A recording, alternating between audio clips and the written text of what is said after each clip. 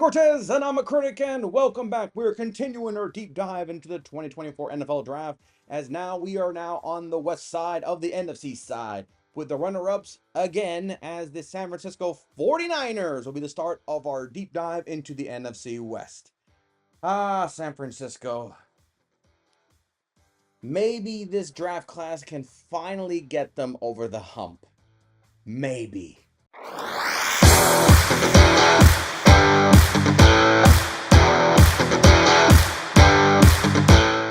So San Francisco, before we get too deep into the draft picks, they went through, they're going through some stuff, which I feel like the term "winning cures everything" seems to be. If San Francisco would have won a Super Bowl in any of their past two attempts with the core, with majority of the core they have, I don't know how many players will be in this type of limbo of they want a big contract or they want out or they or speculation that they may want out because of contract situations.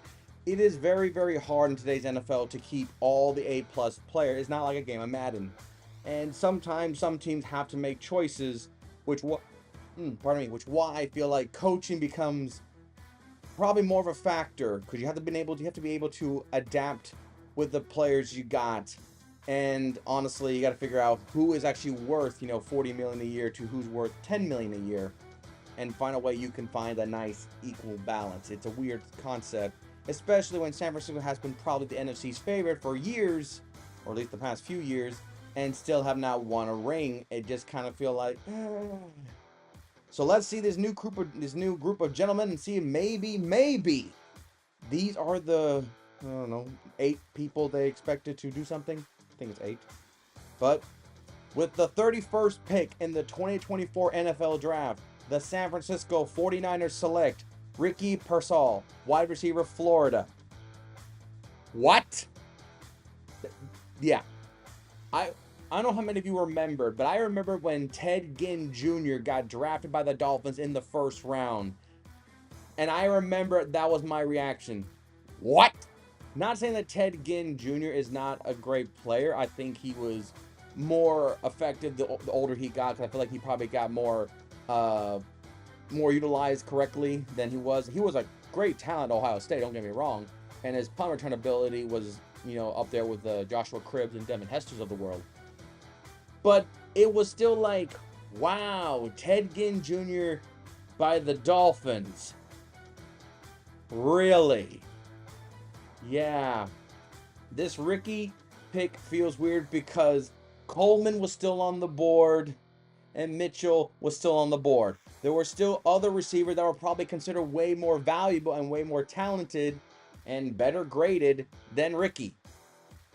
And now Ricky, not to criticize Ricky, I mean, for the rest of his career, good or bad, we don't know. We'll find out hopefully in 3 or 4 years where his career trajectory is going.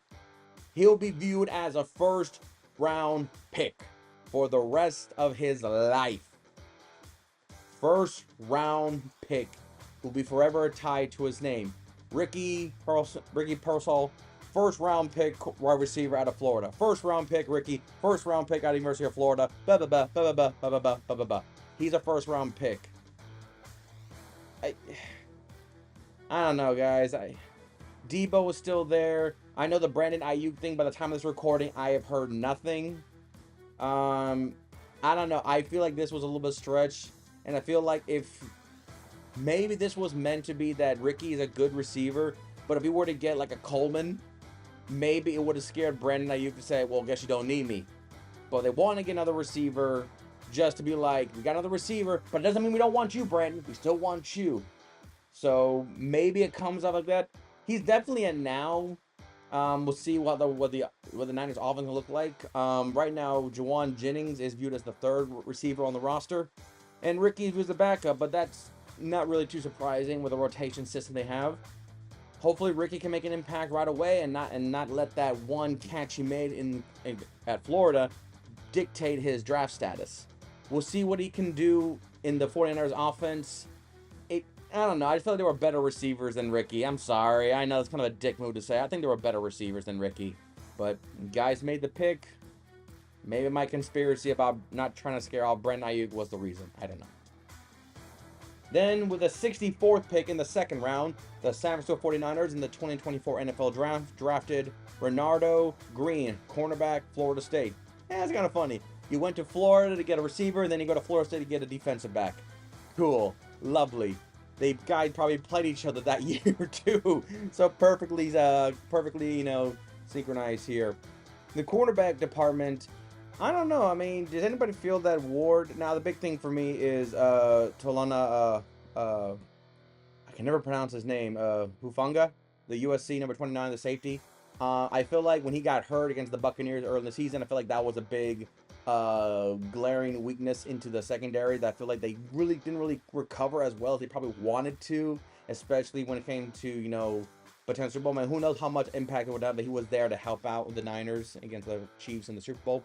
Maybe not to mention, we all know that Dre Greenlaw got injured walking onto the field, so we can all, feel that it just feels like they're getting like a raw end deal here. But looking at the picture of Ronald Green here, because of the question mark to Ward, I'm just feeling that he's gonna be a now definitely rotation to get him in. I mean, he's still a second round pick, which I feel like, second round picks are still almost as caliber as first round picks. They just happen to be that we don't need you right now, but we will need you later. So it just becomes that type of chess match when it comes to drafting players, at least how I view it when it comes to first and second round picks. That, you have like two positions you really want, but then you go with the one that's like, this guy's a 98, but you're like a 90. So it's like, we're gonna go with a 98 one, even though you're both still, viewed as quality for what we want on our draft boards. But Green's he's gonna get some playing time. He's gonna be in the West. He's gonna be in the West with the Rams and Puka Nacua and Coop. So definitely gonna have some time to go against those top-rated receivers. Not to mention DK Metcalf and Taylor Lockett. And of course, Marvin Harrison Jr. is now a Cardinal.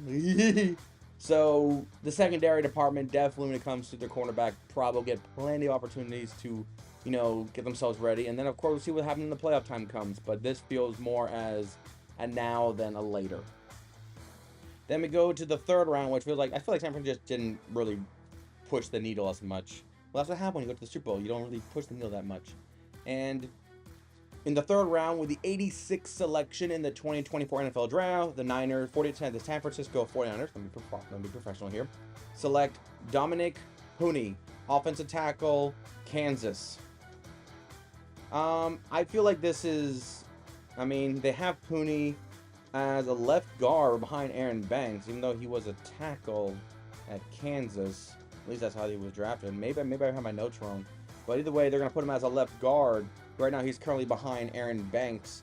Because when I was originally thinking that if he's a tackle, I thought maybe they're trying to find a replacement or at least develop someone behind for Trent Williams. We know Trent Williams is clearly on a Hall of Fame trajectory. We all know that. But we all know that Trent Williams is getting age. And sometime when it comes to age, sometimes you got to start looking for a replacement because you don't want to have that, need it and have it, then not need, then don't have it and need it. That philosophy thing, I ruined it just there. So I feel like this guy will be a later, but he probably is designed to be developed into it. We'll see what it does in schemes and packages, and we'll see his development. But because I have a strong biased opinion on injuries hurting offensive linemen more so than any other position, that a good offensive lineman core is very much important to any potential Super Bowl season, I'm going to go with Hooney as a later because maybe he won't start or get as much playing time in the first 8 weeks, but week 10, week 13, we'll see how, the season progresses and injuries sadly becomes a factor. So not disregarding this pick, but I feel like this is probably the one where I feel like he doesn't need to be in the team right now. Then go to the fourth round, and with the 124th pick in the 2024 NFL Draft, the San Francisco 49ers selected Malik Mustapha, safety, Wake Forest. I'm going to, like I was talking about Hufanga, I was just talking about him. I'm very sorry to mispronounce this dude's name. He's a USC guy, so I love USC. This guy, I put him as a now because of the injury. Yes, the injury happened probably midway through the season, so he'll probably be, maybe not 100%, but plus Malik is viewed as the backup to his position in the strong safety department. So if for some reason he is not ready to go, Malik is coming in already developed in that position.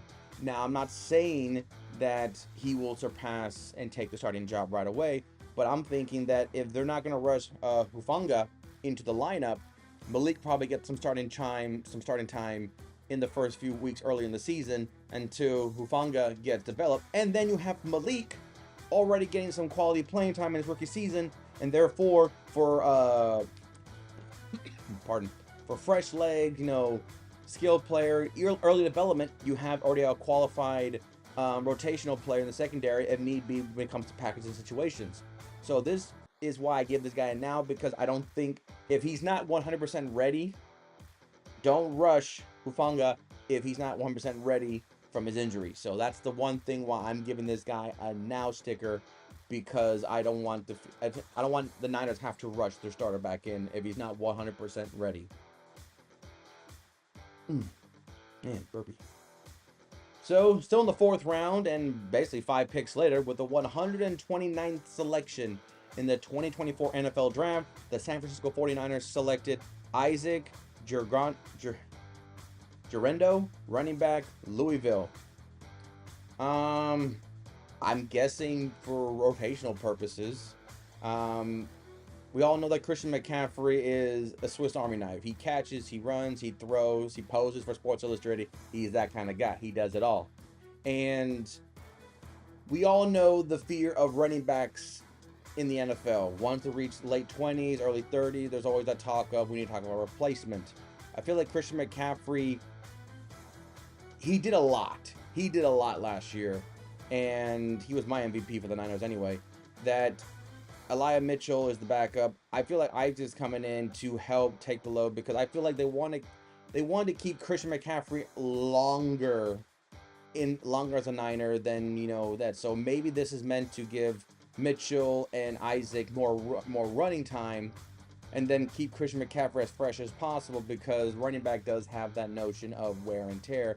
And McCaffrey, sadly, early in his career in Carolina, he did suffer injuries that really kind of hindered his overall progress as a player. And when he went to San Francisco, he thrived. But there's always that fear of, he already had injuries early in his career. Let's not try to wear him down too early. So I feel like Isaac, yes, he's a later, but I feel like him and Mitchell are designed to take the pressure off McCaffrey at times and keep the offensive going forward without having to rely on Christian McCaffrey, which I feel like the more if Christian McCaffrey keeps getting like 30 carries, 30 plays of running and catching already, I just feel like he's going to wear down a lot faster than they probably want him to.